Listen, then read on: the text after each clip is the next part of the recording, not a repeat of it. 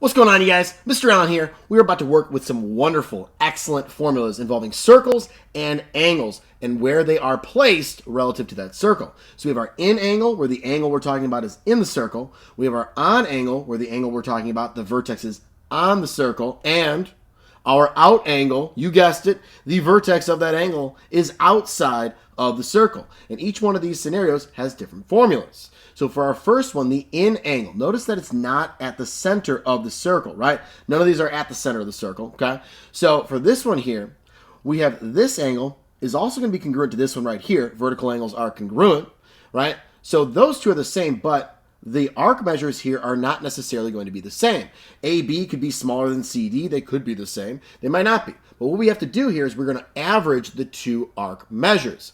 So I'm going to have arc AB plus arc CD over 2 is going to equal that angle. The way I like to write this one is that our in angle equals the arc plus the arc over 2. You can even say arc 1 and arc 2 if you'd like, right? But it's the two arcs that are intercepted by that angle that we have, or really these two angles. But since those angles are going to be the same, we can average these two. Boom, there we go. So if we got 50 here and we've got 70 right here, add those two up, we get 120.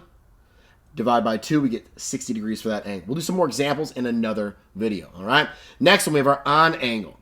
So for an on angle, it is half of my intercepted arc. So we can say that our on angle formula equals the arc divided by 2.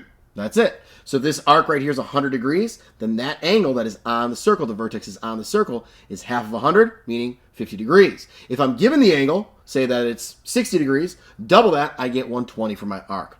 Dope. Out angle. Ooh. This one's exciting, okay? So for our out angle, we're going to have to subtract our two arcs and then divide by 2 to get my out angle, C in this case. So our out angle is arc minus arc divided by 2. We could say arc 1 and arc 2 like we did before. Now the important thing with these arcs is it's going to be the big arc minus the small arc. We don't want to get a negative measure, right? Okay, awesome, fantastic. Now, you know what? Let's do some examples in this video. I'm feeling spicy. Let's go for it. Let's say here that arc AB is, how about 30 degrees here for that arc? And let's say this one over here is, how about, let's go with 40 degrees. All right, so if I want to find that angle right there, angle AEB, I'm going to take my 40 plus my 30 divided by 2. That equals 70 over 2, which is 35 degrees. So angle, we'll say AEB is equal to 35 degrees. Whew, that's beautiful, man. It's beautiful. I love it. It's fantastic. Now, watch out. We will get a little bit crazy with you. We might give you the angle and ask you to find an arc. That one I will save for another video. All right, let's do one for on angles. So for the on angle, let's say this one here is, how about 110 degrees, okay? So that means I'm going to have my on angles be my arc, 110, divided by 2 equals 55 degrees. So angle B, I can call it angle B for this one because there's only one angle with that vertex. Here, we had a lot of them associated with vertex E, right? So angle B equals 55 degrees. Whew. Boom, we're cruising, baby. All right, out angle. Let's say this one right here is, how about 80 degrees? And let's say this one here is 20 degrees. So what's my angle going to be? I'm going to have to take 80 minus 20 divided by 2. That's going to equal 60 over 2, which is 30 degrees. So angle C, once again, I can call this one just angle C.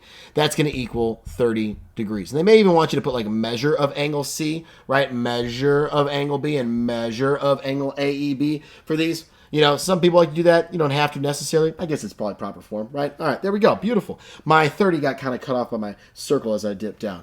All right, that's wonderful. One last thing I do want to mention about out angles is out angles can actually be drawn in a couple different ways. You may see them in different ways. I'll pop that right over here. So if I had a circle like this, an out angle could also be where I'm tangent and then crossing through with a secant line.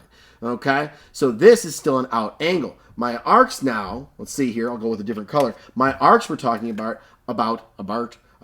are this one right here and the one that's right here. These actually do end up hitting at the same spot there, but I would take those two arcs, this one being the larger one minus the smaller one, divided by 2 gets me that. And there's one other situation that we could possibly have here. It's where we would have actually 2 tangents. Whoop, whoop, right there. That's also an out angle, right? I would take this arc minus this arc divided by 2. It ends up being the entire circle.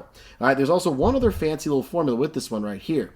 Okay, this angle right here plus this arc right here adds up to 180. So the minor arc, let's say it's here and here, we'll call this just A for that one. Whoop, whoop, boom. And we'll call this guy B. We'll call this guy C. So I would know for this wonderful little scenario here that angle C plus arc AB, the minor arc AB, that would equal 180 degrees, okay? Fun little fact there, only the case for the 2 tangents right there, not when we got secants or when we have a tangent and a secant, only when we have 2 tangents. All right, boom, that was fun. That was a little more than I planned, but that's just exciting, right? When the math goes places, we just want places, circles, dope things. See you later.